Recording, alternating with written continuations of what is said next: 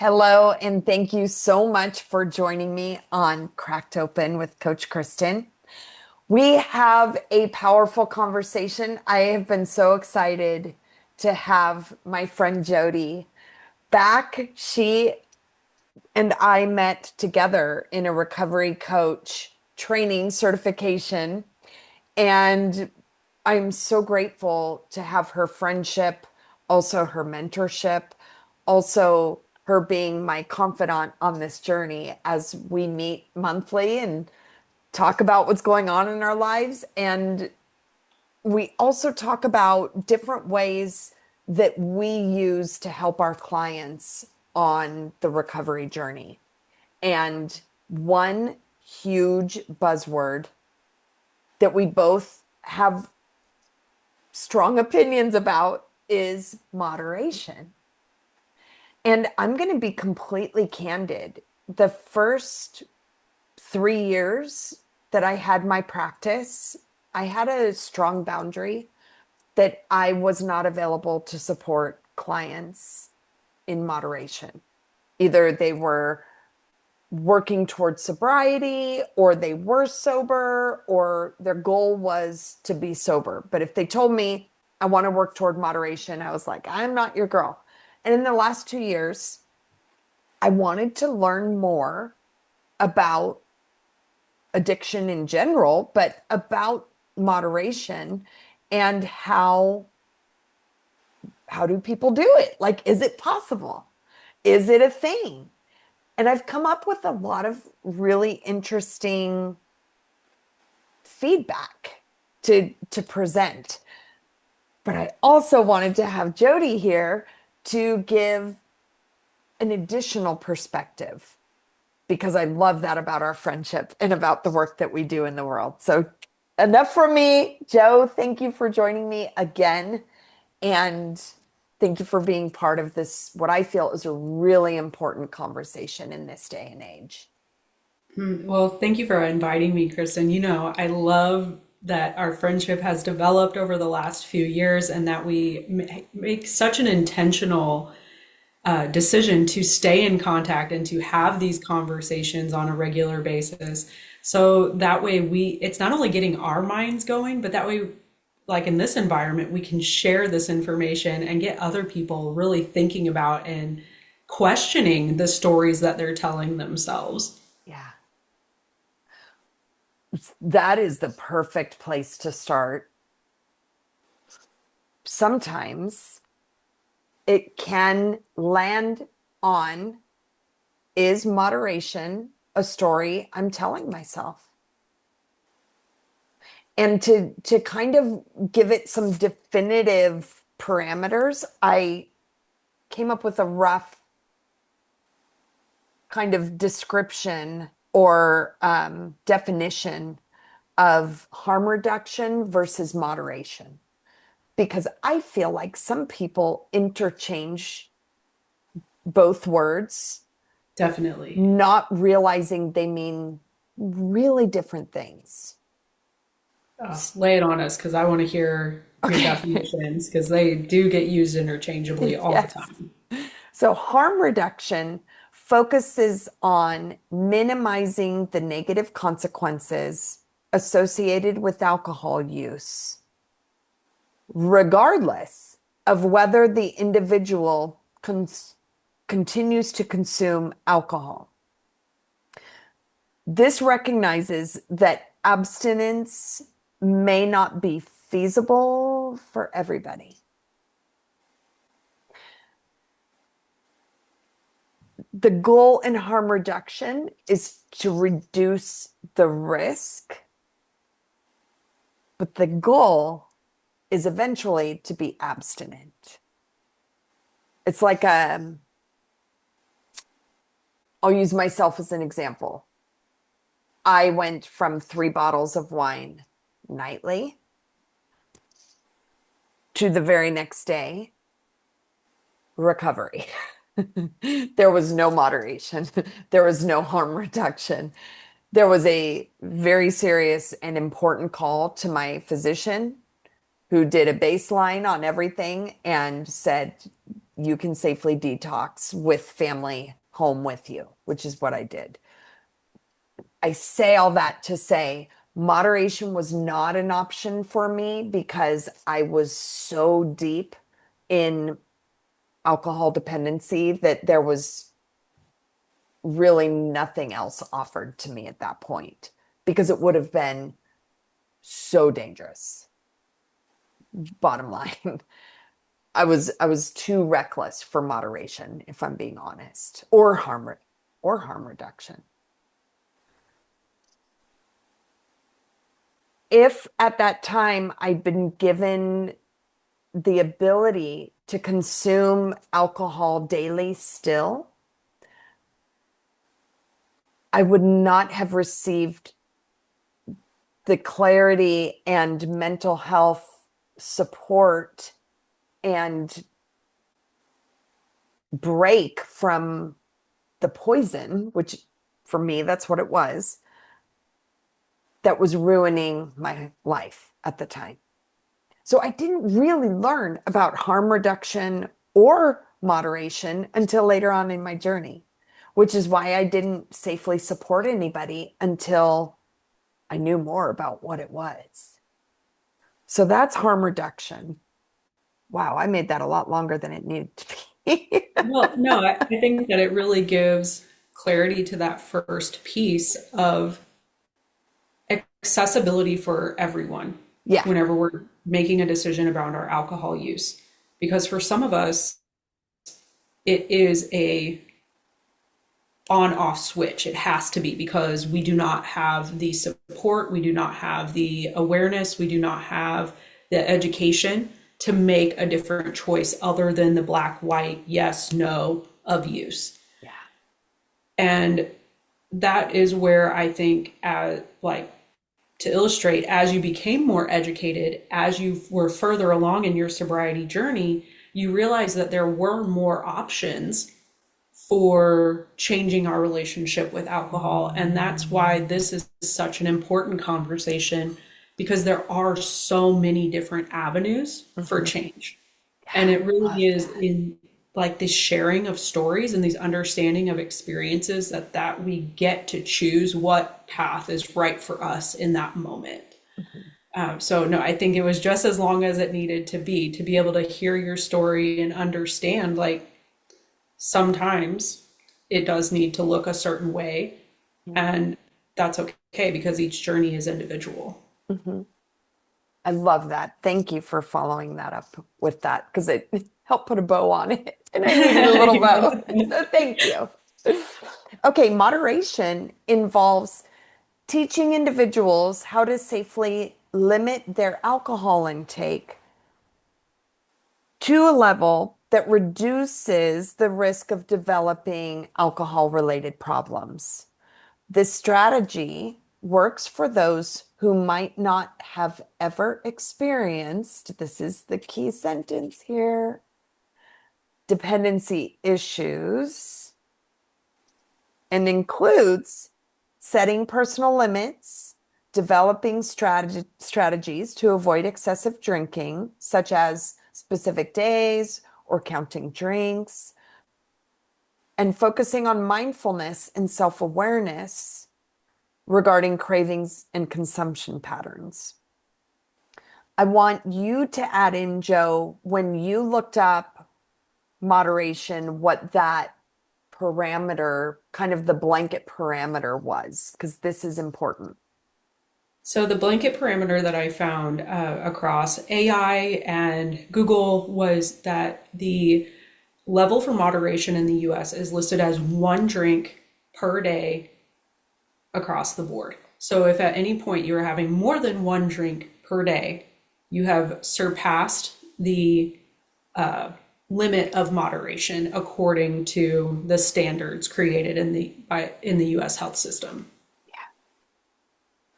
And I really want to highlight part of what you said that to me is the key difference between harm reduction and moderation, which is moderation is suited for those who have never had a dependency issue, who Mhm. have never gone through cycles of binge drinking or cycles of extreme use and then no use, like to where, or continued use, Mhm. versus harm reduction, where that person who's engaged in harm reduction has been in cycles of use, been in cycles of dependence, and they're working to reduce the amount of use. Mhm. So I think really clarifying those 2 points. Moderation is for someone who's never experienced dependency or overuse, has never experienced overuse, and harm reduction really is for somebody who has been in a cycle of dependence. Yeah. Sometimes I feel like the Wizard of Oz. Follow me here for a minute. The Wizard of Oz can give you a heart. He can get you home. He can give you a brain. And all you have to do is go see the wizard and he can make this happen. I feel like seeking moderation is akin to asking, make me normal. Yeah, I feel that. And what I'm learning, ooh, this is a blanket statement. I'm just going to say it in the spirit of authenticity. What I'm learning from a coach's perspective, observing what my clients go through, not just clients, also friends, also people that are not in my industry necessarily, just observing, is that make me normal. I want to learn to moderate. People that have never struggled with alcohol are natural moderators. Yeah. And they aren't asking those questions. They aren't obsessing over it. They aren't seeking help. They aren't trying to be quote unquote normal because the thought doesn't exist that they are not. They are inherently confident in their behavior as it is, with just recognizing that this is who they are. Whereas someone who has a substance abuse issue, whether in this moment or long term, that's the questioning of normality. That is the seeking of normalcy because they recognize that they are not behaving in a way that they feel confident in. And I say that from experience because unlike your experience with becoming sober, my experience was entailed both an attempt at moderation and then harm reduction to then full sobriety. And now I'm in my 6th year. So it's, again, the path that works, but the first step is recognizing that story that we tell ourselves. If we're telling ourselves that we're not normal and that we have to seek help to achieve this goal, there's something something behind that other than a desire to just drink alcohol. The clients that I've observed in moderation, in my opinion, alcohol is still receiving your power. It's receiving. The example I used with my client was on Good Will Hunting when he's doing all the equations on the board. There's a meme that says like my brain when I try to figure out how to do my taxes, and it shows like squiggly lines and everything. I feel like moderation, that's what your brain, like in the 80s, I'm dating myself now, when they say this is your brain on drugs and they put the egg in the skillet, this is your brain on moderation. Is that meme from Good Will Hunting? It is. Hours. How am I going to procure my moderated amount of alcohol? When? Because if I do it in the morning, then I won't have the effects when I get home from work. So definitely want to do it when I get home from work, but before dinner, so I'm on an empty stomach so that I get the effect because it's only one glass of wine. Do you see what I'm doing? Yeah, you're doing the mental gymnastics to justify making it okay, making something okay that you know is not okay. Because whenever something is correct, whenever something is in alignment with what we're doing, we don't question or create scenarios or do all of these mental gymnastics to make it fit into our lives. And that's what I hear you speaking to, and what I know I experienced, and what I've witnessed hundreds of women at this point experience as they try to discern what path forward is correct for them once they've recognized that they do have a relationship with alcohol that is challenging their day to day life. Yeah. The other question that comes up for me is if we can all agree that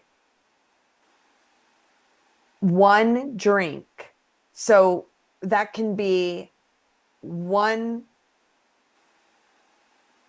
this is the tricky part too, because not alcohol, all alcohol is comparable. Like if your one drink is a martini, that, my love, is not moderation. Just being honest, there's three shots in a martini. So for most of my clients that I've supported, it looks like two Trulies, one glass of wine, one glass of champagne, something along those lines.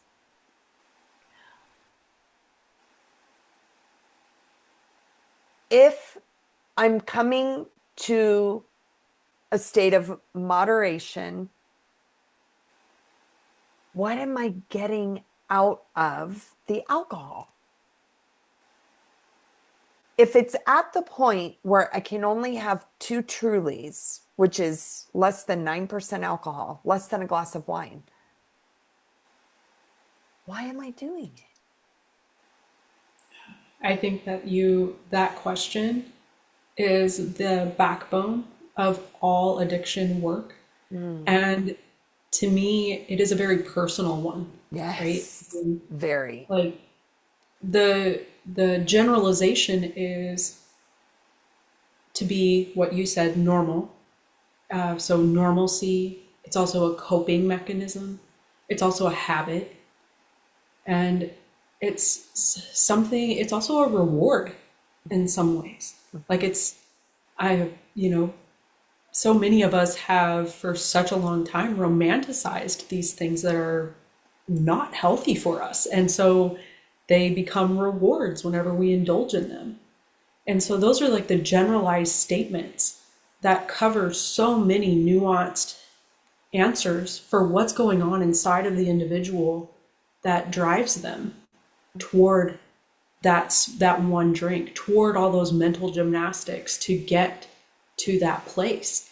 And that's why I think it is so important to work with a coach, to work with a support group, to work in environments where people are actively participating in harm reduction over moderation, because it reminds us that there are other people like working toward the same goal in environments where we learn that normal looks completely different to every single person. Yes. And also there's an active place to practice. There's a place to actively practice these coping skills and to build new habits and to have that behavior modeled back and forth between ourselves and the other individuals in the containers that we're in. And why ultimately I don't believe that moderation is a long-term solution for anyone who has ever had disordered drinking patterns.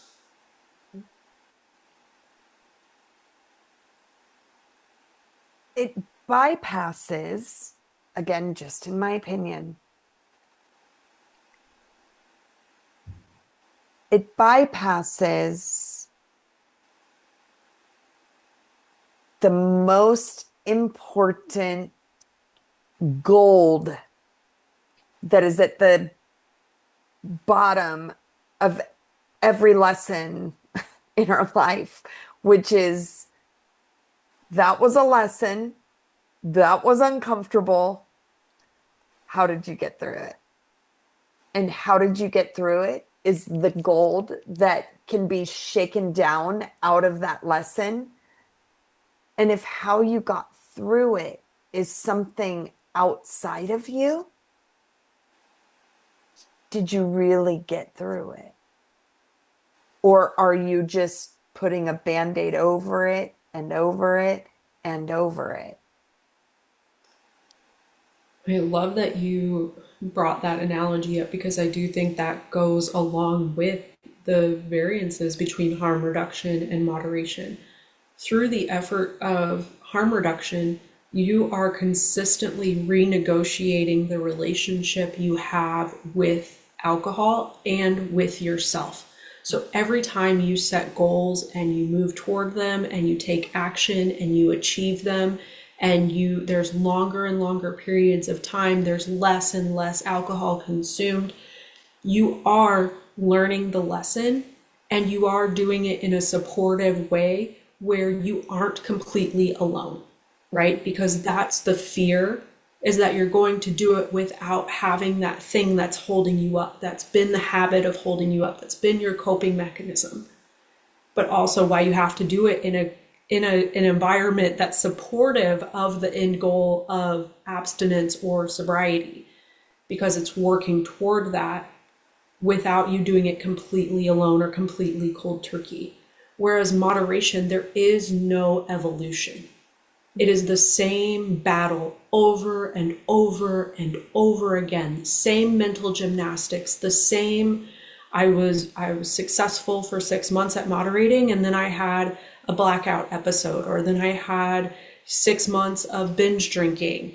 Like moderation is not something that is sustainable long term if there's been that disordered drinking, and it becomes a pattern in and of itself Mhm. that feeds more disordered drinking. Right. So I think, yeah, the lesson of you have to actually do the thing, like to learn. That's why after 2 years of practicing, guiding clients through experimenting with moderation, I compared myself to the Wizard of Oz. He didn't have a brain to give to the scarecrow. He didn't have a real heart to give to the Tin Man. He had ideas of how to help them get to where they needed to be. I can't give you normalized drinking, what you call moderation. I don't have that ability. And what I'm starting to learn is neither do they. Yeah. It's not a skill to be learned. It's Say more. That was so spot on.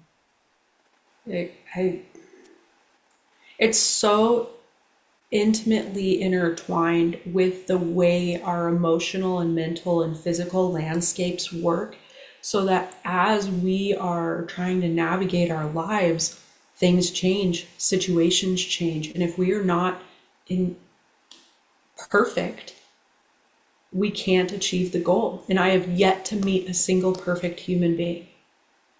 And I don't want to hang out with perfect human beings. I don't think that they exist. I don't think they So do. I think that moderation is that story of perfection. This is what it will look like if I am perfect. This is what it'll look like if I am part like normal, because that's the perfect way to show up to a relationship with alcohol. And that is so much work for an unattainable goal.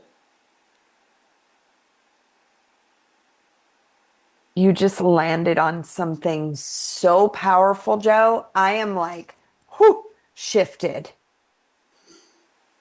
You said moderation is the story of perfectionism. Like,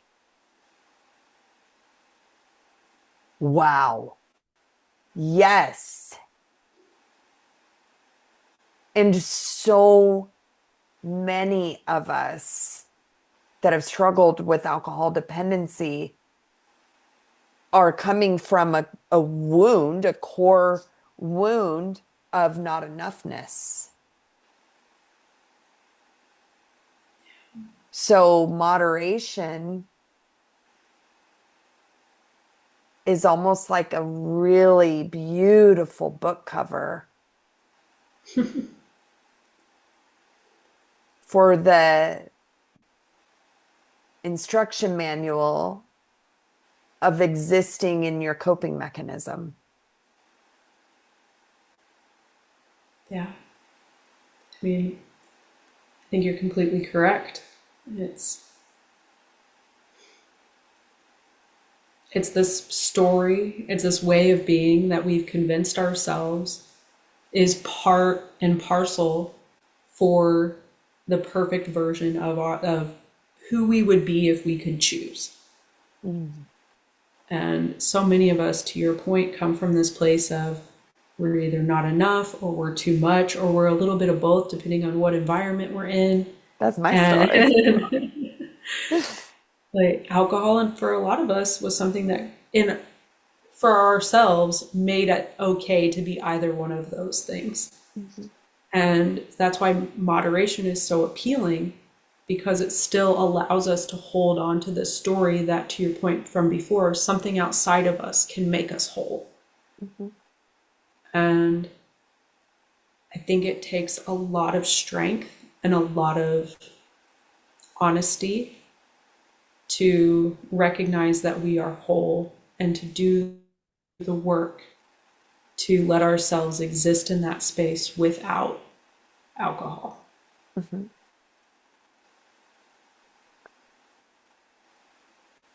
I also think there's a lot of gold in the discomfort. Mm-hmm.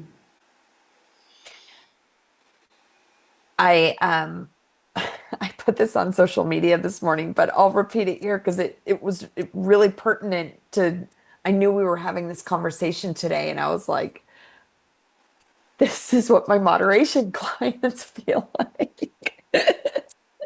So thank you, universe, for that. But I was practicing yoga this morning and I don't know the situation and I don't want to hurt anyone's feelings. It is what it is. I have, like, somehow, sometimes people have a hard time with hearing people chew. I have a hard time with repetitive noises, like a leaky faucet will like drive me crazy. And I also have a difficulty or a trigger. Let's call it what it is. I have been with people, three people that I love at the end of their lives, and they weren't able to have food or water. And there's a certain sound that they kept making over and over. The person practicing behind me today in yoga was doing that over and over and over. And I didn't want to be disrespectful. I just was like, Kristin, head forward. You can't hear it. You can't notice it. It's right here and so loud and so hard for me to focus. And I really needed a peaceful yoga today. And it was like taking two of my biggest triggers and like one in this ear and one in this ear and like, yeah, take that, Kristin. Miss, I can kundalini my way out of anything. Oh, and the message I kept getting over and over again was sit with the discomfort. What are you going to do? You can't leave. I mean, you can. It would be pretty disrespectful. You can't turn around and be like, what's wrong with you? Because odds are good they have no control over this. they don't know it's bringing up wounds for you. Like there's almost nothing I could do except go within. And my training over the last 5 years is not to grab my old safety blanket. My training is not to look up a dealer. My training of this version of Kristin is sit with it, find the lesson, get the gold. So I did. And it was really hard. And the gold that I got from it was I was able to make my breath while we were practicing loud enough to like make fuzzy edges of the person behind me. So I would not have come to that solution had I done the easier thing, which would be leave the class, walk away, go up to 7-Eleven, get something to go in my cup, take the edge off, or call a drug dealer. Like those were the options. But for this version of Kristin, the sit with it, find the lesson was the one that appeals to this version of me today. And I want to keep in alignment. You said the word in alignment, and I loved it because I grabbed it because I want to stay in alignment with the highest and best version of myself. Mm-hmm. Today, if I am ever confronted with someone directly in my ear or a snoring situation or something that's repetitive, I have a new tool in my tool belt as a result of sitting in the discomfort. In fact, when I left class, I was feeling pretty freaking proud of myself because 2 other people left the class. Like they could hear it too. It was not just me. And they missed out. They missed out on the adjustment because what I know to be true is your body, brain included, will adjust eventually to the discomfort. And you are wired for your body to adjust to its optimal performance.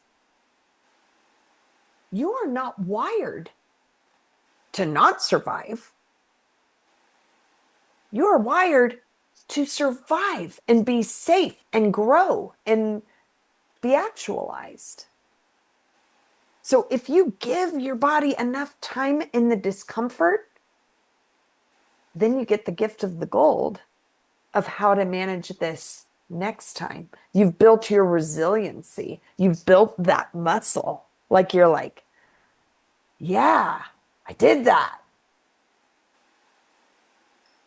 100%. And I think what you're speaking to really illustrates the importance of practice, the importance of showing up, and the importance of paying attention to what happens within you when it shows up. Because, like, we've known each other for so long at this point, but I know that we both have gone through these cycles where that discomfort is so overwhelming that we have given in, not necessarily to the extreme of our use, but into other coping mechanisms. Totally.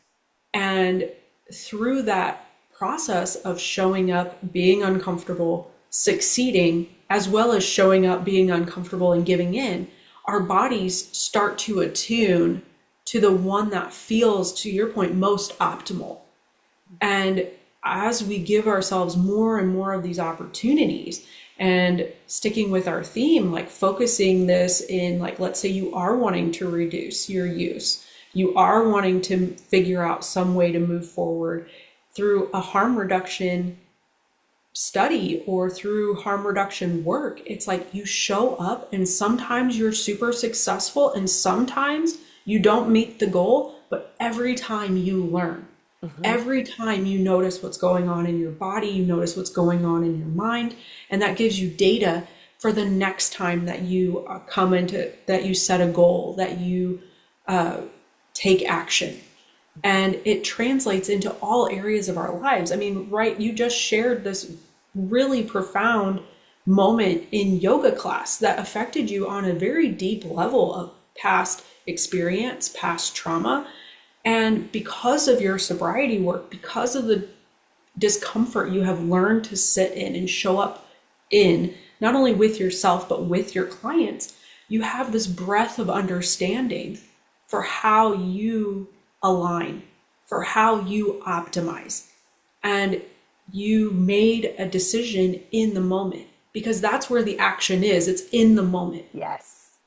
And it's a beautiful thing to give ourselves credit for all of the work, whether it is exactly how we thought it would be or it's completely different, we still showed up.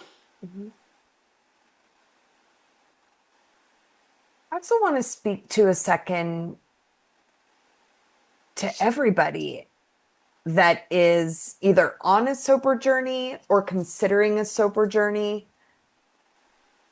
I've never met another sober journeyer that didn't question if they would be able to safely moderate someday. Yeah. And I want to ask,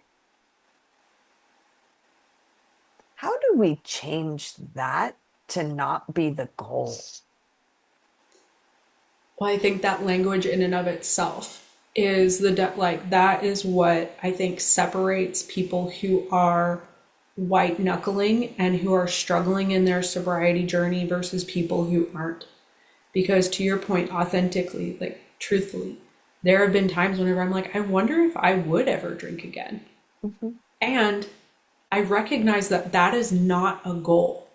mhm, And so for me, sobriety and all the work I've done has been this really joyful, hard, but joyful experience of learning who I am without needing that external thing to mhm. get me through the moment. I mean, whether it's alcohol, nicotine, marijuana, caffeine, like insert whatever here, like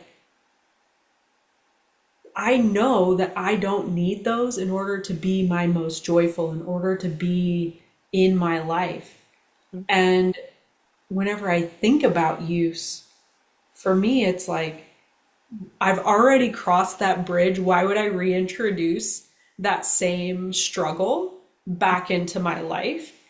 And whenever I talk to people who do consider moderation an eventual goal of their sobriety, they are the ones who are struggling every day, who don't allow themselves to experience and be present with their lives, and who ultimately within a year, 2 years most, are back to cyclical disordered drinking patterns. Mhm.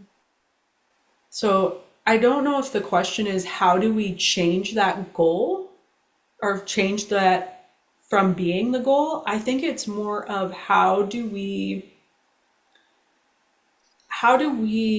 encourage in like joy in the sobriety journey itself to where that doesn't become, there's still not that part of us that's seeking that as a coping skill, that's seeking that, what we talked about, that perfection, that normalcy, that story of this is what we do whenever everything's okay, we can drink this way. Like if we can release that story, then the rest of it falls into place. Mhm. I'm curious what you think. I really love how you put it. And I feel like if if moderation is romanticized, and I think a lot of this has to do with alcohol culture, and but it's not just alcohol. Like I see clients with all different addictions. We've worked on harm reduction using cannabis in place of alcohol. We've worked on harm reduction using um, Suboxone in place of opiates. That is a path that the goal is optimal health, optimal well-being, optimal brain chemicals.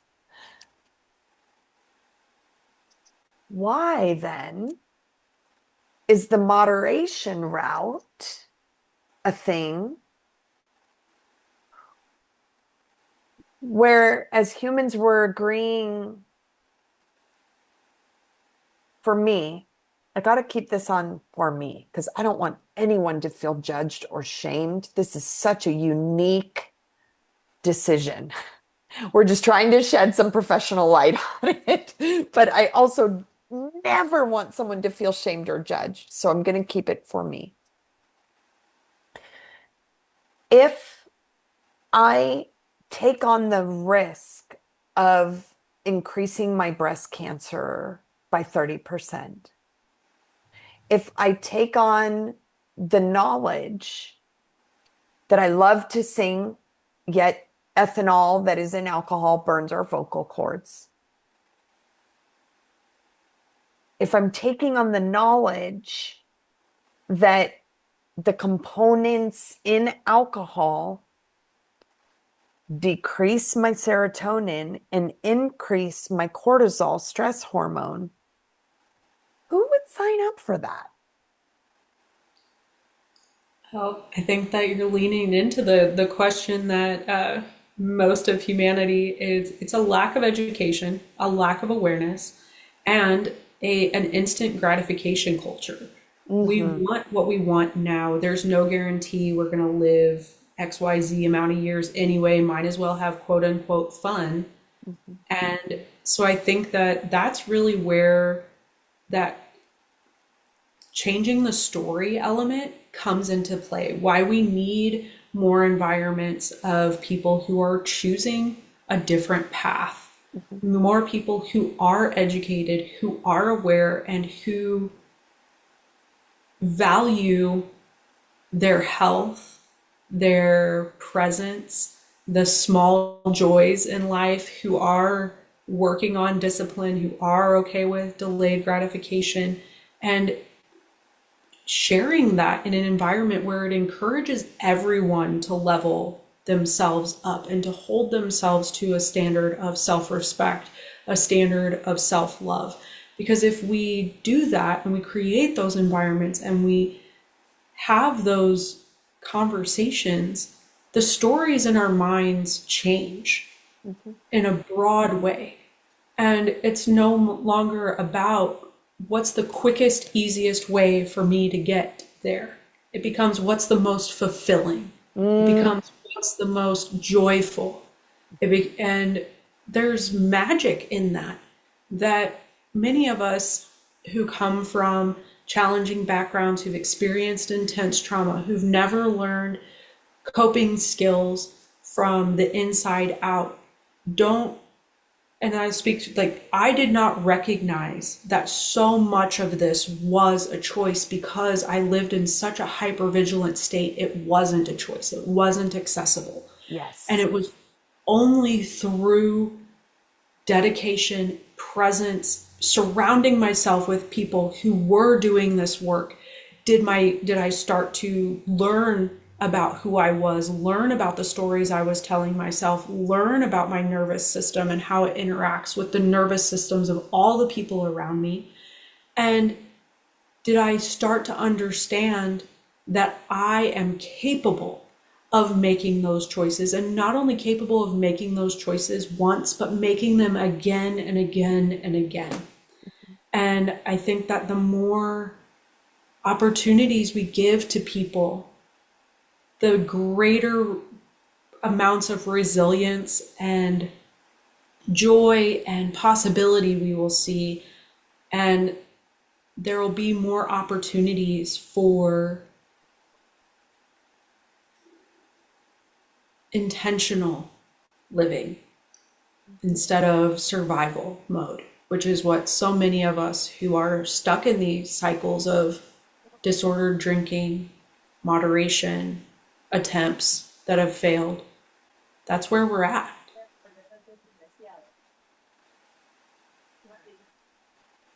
When you said moderation attempts that have failed, that's another part that I feel like really speaks to the complexity of moderation. Because even if you're doing it perfectly, which is so debatable, what's in it for you?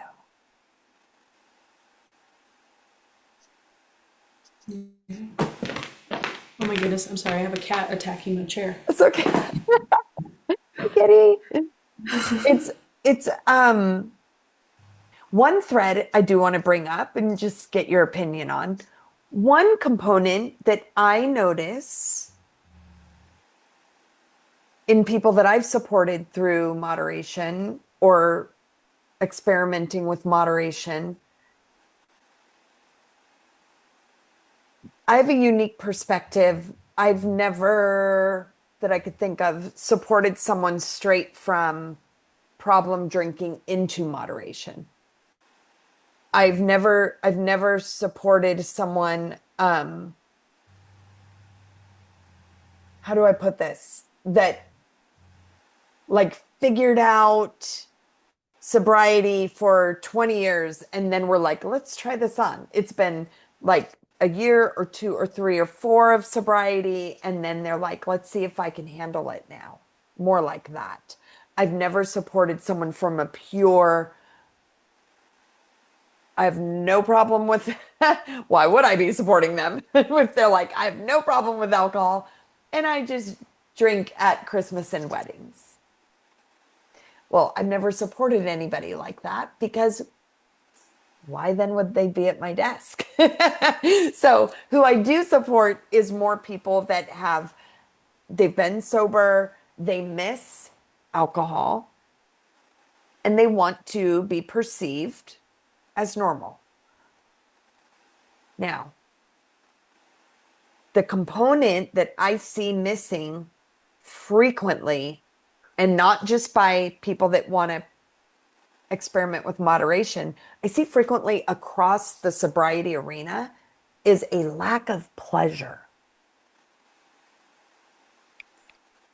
I mean, I think that's a huge element of that survival mode. I Yeah. mean, whenever people are stuck in mental gymnastics and are stuck in hypervigilance, there isn't any joy, or the joy that they find is very short lived and shallow. I think there's something to be said, and I think it goes back to that work that we were talking about, the work, like the discomfort, the work, like our capacity for joy is directly correlated to our capacity for hurt and Mm. anger. And so if we can't, if it we're always in the shallow end of all of those things, trying to escape the small amounts of discomfort or joy or what, like emotion, who always trying to escape the small amounts of emotion that we're feeling, then it makes sense that there wouldn't be any pleasure, or that the pleasure would be so minuscule that it wouldn't register. Hmm.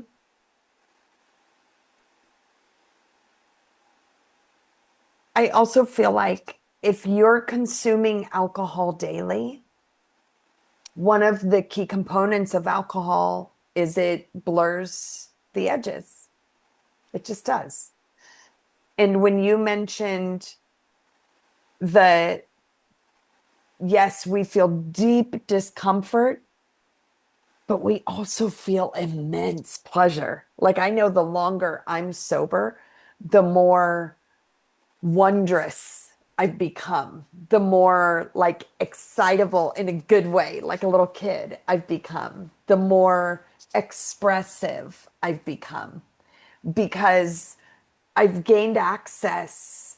I used to try to spot numb my emotions with alcohol and drugs and shopping, you name it. So I spot numbed. But what I didn't realize is it wasn't just blurring the edges of the bad, it was also blurring the edges of the good. Yeah. So my friends and clients who are or practicing moderation are not receiving the full sadness of their grief, which they like, and I get it. However, they're not available for the fullness of the brightness of when things are good. And I think that's an important trade-off. It's an important question. An important curiosity is like, what am I exchanging for this? You've asked several times, like, what am I getting from this? I think a more poignant question would be, what am I exchanging? What am I giving up for this? Because we know what Mm, they're getting, mm. right? We know what we're getting. We're getting quote unquote access to normalcy. We're getting blurred edges. We're getting that soft, fuzzy feeling. We're getting comfort. But The what are we? idea of it. Well, comfort the best that we know Yeah. at that time that we're using. Yes. And in exchange, I mean, even just that as an example, in exchange for that type of comfort, I am giving up accessibility to true comfort. That because I have no idea what that could even look like because I've never given myself the opportunity to experience it. Mhm. I think that is a really powerful question to ask ourselves. Anyone who is considering moderation, anyone that is working with clients who are actively moderating whenever they're talking about their mental gymnastics, ask them what they're giving up to do this. Mm. So powerful. My answer to that, when I've considered moderation, I'm not available for giving up my freedom. Right now, if my son calls at 4:30 and says, "Mom, my car broke down at the skate park," I have freedom to go pick him up. I didn't have that freedom 5 years ago. If a client has an emergency on a Saturday at 2 in the morning, I'm no longer on Ambien. I can be somewhat coherent and available to walk them through an emergency. Or if my dog has an emergency, I have the freedom today of optimal awareness at most all the time. And I go to weddings with the freedom of not having to decide if I want a glass of champagne with the toast or a glass of wine with dinner or shit at the happy hour. I only get one. So when am I going to do this? How am I going to get it to last? How am I going to fit in at the reception if I have a glass after the ceremony? That's not freedom to me, man.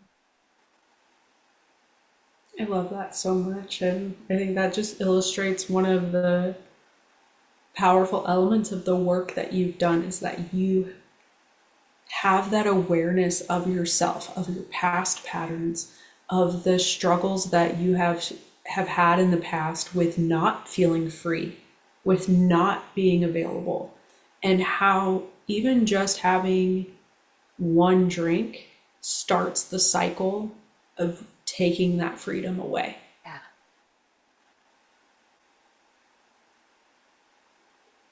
My daughter's 21, and I do not project my path onto her. Although she does know that she has two parents that have struggled with addiction. So she's got a very keen awareness that I'm grateful for. She did ask me, is it okay if there are ingredients for making margaritas in the fridge, or does that trigger you? And I said, no, it's fine. It doesn't trigger me. It's not something I don't open my fridge and see a Modelo and be like, oh, I really wish I could have that.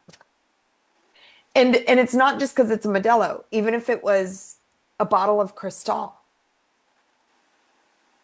The joy, the escape, I was going to say the numbness, but careful how I use that word now because I don't desire to be numb even when I'm in the greatest pain anymore. None of that can be found in those bottles, even at the bottom of it. Like, yeah, if I drink a bottle of Cristal, I'll forget about everything for 2 hours. But what happens after 2 hours? I'm still here. My problems are still here.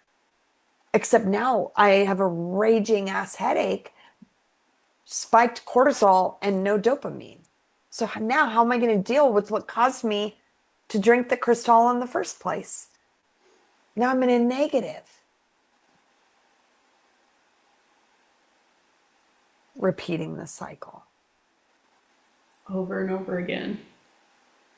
And I think that there's something important there too about the relationship changes, right? We talked about how with harm reduction, the relationship changes. The And goal is for it to change. Yes. yeah, and that's something that over time, having some like being someone who is consciously making the intentional decision to be sober, working toward that, and then living that, having access to alcohol does not equate to using, does not equate to drinking. Being around people who are drinking, smoking, whatever, does not equate to that anymore because we have a different relationship with it now, with ourselves now. We trust ourselves Yes. more. We understand ourselves more. Mhm. And that's from the work. That's from being really uncomfortable. That's from putting in hours of conscious action, of conscious awareness. And the end result is that life becomes easier. There aren't as many mental gymnastics. There Yes. aren't as many choices because we've already made the choices. And that to me is what moderation is. It's the cycle of constantly making the same decision over and over and over again, and then wondering why we have decision fatigue, wondering why we are giving in, wondering why we are using again, why we've surpassed because we think we've made the decision already, but we haven't because we have to make that decision every day. Just like being sober for the first 2 years is making the decision every day. And then it becomes I make that decision every few weeks or every few months or once a year. And then I'm like over it. I'm cool. And that's the work. Moderation doesn't ever stop. It's all the time. You have to be constantly on. Mhm. I mean, if anything, I feel like sobriety gives you permission to chill out. Yeah. Yeah. If the pursuit of normal, if the pursuit of perfection isn't on your radar. True. Yeah. And I think that comes with authenticity, right? Like that work of the more I trust myself, the more I trust that how I am is my normal, and everyone else will adjust accordingly. Because that's a secret too, which is blows my mind. It blew my mind when I found out whether I am in active use or I'm completely sober, everyone around me will adjust accordingly. Mhm. So it's just really about figuring out what feels the most correct in our own systems and then taking consistent action toward that. And in any recovery journey, no matter what you're practicing, in any life growth journey, I'll take this outside of the recovery realm. If you can't land on a way to make it feel good to you, if you can't land on a way to mostly look around your life and feel pleasure, that's where you got to start. Your brain sends signals for your body to take actions that feel good and keep you safe. How you feel good can be a line of white powder, in old Kristin's case, or it can be hiking Half Dome in Yosemite. They'll both get you high AF. Pick your high.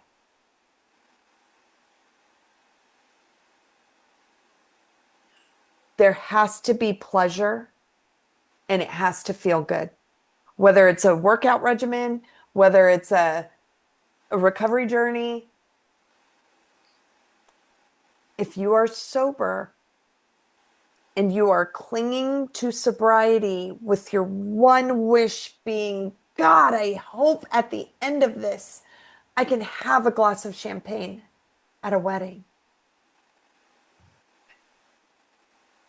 I want to ask you today to ask yourself, what do you really want? What would really give you pleasure and feel good? Because you're giving that glass of champagne way too much effing power. You just are.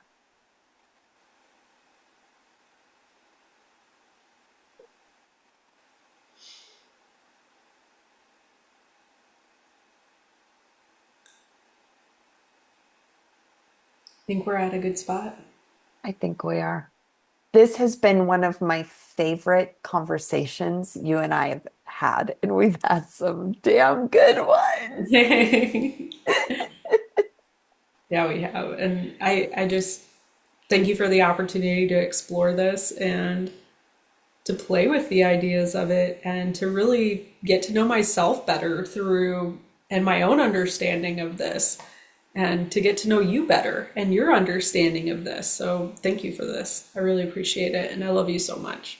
I love you, Joe, and thank you for taking the time to set this up with me and to be brave with me. This was not a walk in the park conversation. There were a lot of like little thorn bushes we had to like navigate, rightfully so. Both you and I have a no harm clause to the work that we do in any space we show up in the world. So to get to kind of put some brave ideas out there and have the safety of one of my dearest friends and counterparts to lean on to have this conversation and explore what's here. I am real grateful for you. Same. I feel like, yeah, put on each other's path for a reason. And I love Yeah, it. me too. And we want to hear from all of you. Like we learn from observing and being with all of you. So please like, share, comment. Let us know your experiences. Let us know what we said that was like ping, ping, ping, ping, ping. Because I'm hoping somewhere in there is at least one of those little nudges, and I want to hear what it felt like. I even want to hear if at first it felt like F you, Coach Kristin, because that means there's more to get juicy with. There's more underneath it, and that's the good stuff. Yeah. All right, we're going to let you go. Thank you again, and I love you, and I can't wait to continue this conversation. Same. Thanks, Kristen. Bye for now.